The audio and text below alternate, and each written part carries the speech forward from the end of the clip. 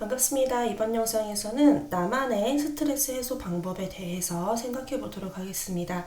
이 질문 같은 경우는 거의 매년 나오고 있는 질문이고 아마 지원자분들께서도 이 질문에 대한 답변은 다들 한번 예상해 보시고 준비해 보신 적이 있으셨을 텐데 이번 영상을 통해서 조금 더 꼼꼼하고 촘촘하고 논리적으로 한번 준비해 볼 수 있도록 도와드리겠습니다. 먼저 나만의 스트레스 해소 방법을 설명하기 위해서 그 방법을 무엇으로 할 것인가가 제일 중요하겠죠. 그 방법은 무엇이냐. 이랬을 때에 두 가지에 입각해서 쓰시면 됩니다. 첫 번째, 진짜 내가 스트레스를 해소하는 방법이어야 합니다. 답변을 만들기 위해서 갑자기 생겨난 스트레스 해소 방법이 아니라 진짜 내가 기분이 별로고 알바하느라 힘들고 뭐 학업 때문에 스트레스를 받고 했을 때 이걸로 나는 푼다 라는 진실성이 있어야 되고, 두 번째는 타당해야 돼요. 내가 그런 행동을 하고 나니까 진짜 풀릴만도 했구나 라고 해서 면접관이 이걸 들었을 때 아 그렇군요 라고 설득될 수 있어야 합니다. 그런데 이 질문을 함에 있어서 뭐 그냥 물어봤을 수도 있고 한데 아마 이 질문의 사실 그 의도라고 우리가 생각을 해본다면 직무 특성을 얼마나 이해하고 말할 수 있는가가 사실 합격에 있어서 큰 영향을 미치는 겁니다. 왜 그러냐면 사실 객실 승무직은 여러 가지 직무 특성을 가지고 있어요.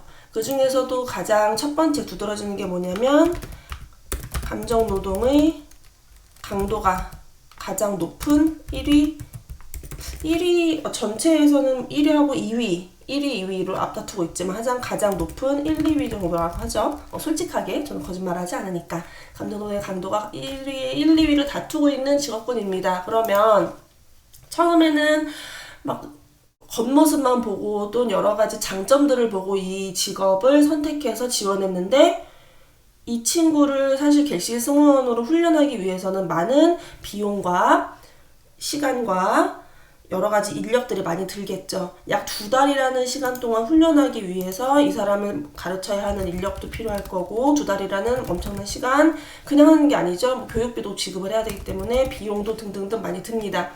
2달 동안 회사에서 이렇게 공들여서 만들어 놨는데 내가 막상 승무원을 해보니까 나 이러려고 하는 게 아닌데 승객들이 너무 날 힘들게 해.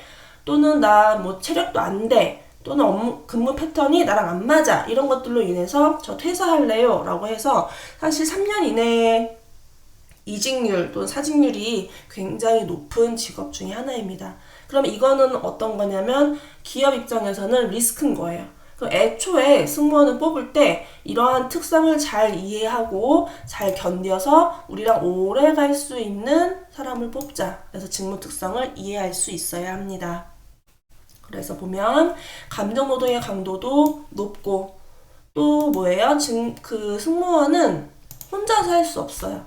팀워크가 굉장히 중요합니다. 지금 이제 팀제로 운영을 하냐 안 하냐는 거의 이제 무의미해졌다고 보시면 되고 대신에 비행을 하나 완성하기 위해서는 절대 혼자 할 수가 없습니다. 결국 얼마나 팀워크를 가지고서 함께 할 수 있는 사람 중요합니다. 이러한 것들을 유념해 놓고 내가 이 일을 얼마나 잘 해나갈 수 있는지를 회사에서는 보는 거지 어떻게 스트레스를 푸는지가 궁금하지 않아요. 뭐 당신 스트레스 푸는 거 내가 왜 궁금해? 그게 아니라 얼마나 이 사람은 여러 가지 이 직무로 인한 환경적 특성, 어려움, 단점 이런 것들을 어떻게 잘 해나갈 수 있는지 누굴 보겠다는 거야? 방법을 보겠다는 게 아니라 너를 보는다. 이런 의도를 가지고 저희가 접근해 보도록 하겠습니다. 그래서 저는 실제로 이제 저도 역시 진실성과 타당성에 입각해서 제가 실제로 하는 저만의 스트레스 해소 방법을 가지고 왔습니다. 하나의 예일 뿐이고요. 우리가 항상 글 쓸 때 뭐가 제일 중요하다? 무엇을, 왜, 어떻게가 가장 중요하다고 설명드렸죠. 이건 절대 잊어버리시면 안 됩니다.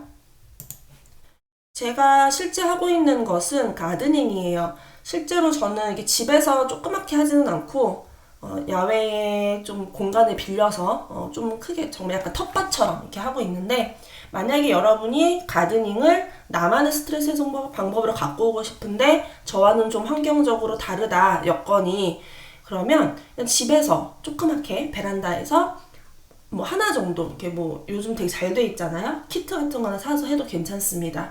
가드닝을 저는 가지고 왔지만 실제 여러분이 어떤 스트레스 해소 방법이 있다면 그걸 가지고 오셔서 진실하게 타당성 얘네들에 맞춰서 하실 수 있으시면 됩니다.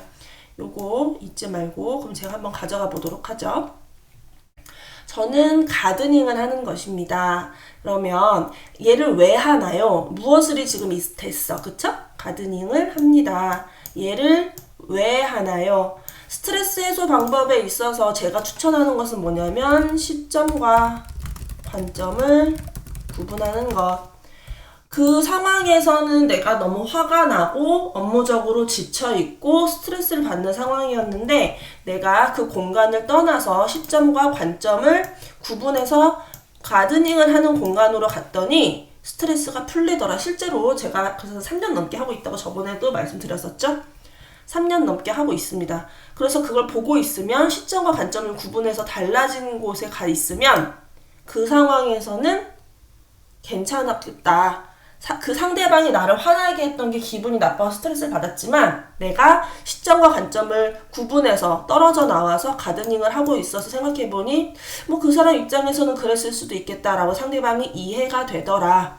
또는 내가 아르바이트가 너무 힘들어서 스트레스를 많이 받고 있었는데 그 상황을 잠시 나와서 시점과 관점을 구분해서 떨어져 나와 보니까 몸이 회복이 되고 힐링이 되는 것을 느꼈다. 그래서 이러한 행동을 통해서 가드닝을 통해서 내가 다시 현실로 돌아와 아르바이트를 할 때 리프레시 되고 훨씬 더 몰입할 수 있더라 라고 하실 수 있어야 돼. 그래서 나는 가드닝을 한다. 왜가 충족이 됐습니다. 어떻게 하나요? 저는 매일 집에 베란다에서 혼자 하실 수 있으면 매일 저녁이면 더 좋고요. 저는 일주일에 한 번, 많게는 2번 정도 아예 마음을 먹고 가요. 그래서 가서 1-2시간 정도 가드닝을 합니다. 이렇게 해서 어떻게라는 거는 내가 실제로 어떻게 하고 있다라는 것을 표현하시면 됩니다. 이게 다예요. 이게 다지 여기서 좀 더 욕심을 내시겠다고 그래서 제가 승무원이 된다면 뜨드드 광탈 소리 들리시죠?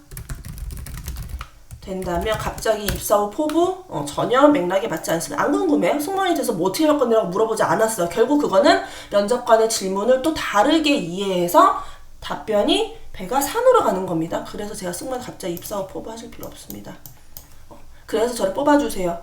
다 알고 있어요. 자신이 픽돼야 되는 공간이라는 것은 그 자리에서는 면접관이 가장 잘 알고 있기 때문에 제일 중요한 거 우리 신입 승무원들은 질문하면 질문한 것만 잘 대답하시면 돼요.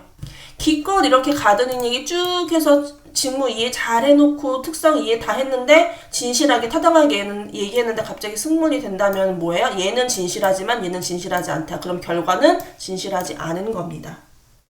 면접관이 궁금한 얘기만 잘 하실 수 있으면 좋겠습니다. 수고하셨습니다.